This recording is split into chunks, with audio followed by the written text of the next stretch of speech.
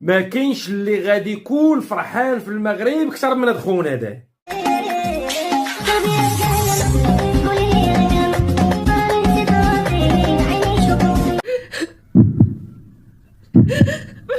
علاش كتبكي يا دنيا باطمه؟ علاش اللي دار الذنب كيستاهل العقوبه. انت درتي جناح يعاقب عليها القانون المغربي، جناح من فئه النصب وفئه التشهير والمس بالحياه خاصه الاشخاص. هادشي راه كاين بالدلائل، وانت كنتي كتشيدي بحساب حمزه مونبيبي وكنتي كتأيدي حساب حمزه مونبيبي، وهذاك حمزه مونبيبي كيقوم بجرائم، والاشاده بجريمه هي بحد ذاتها جنحه يعاقب عليها القانون المغربي. وإلا نسيتي فكروك.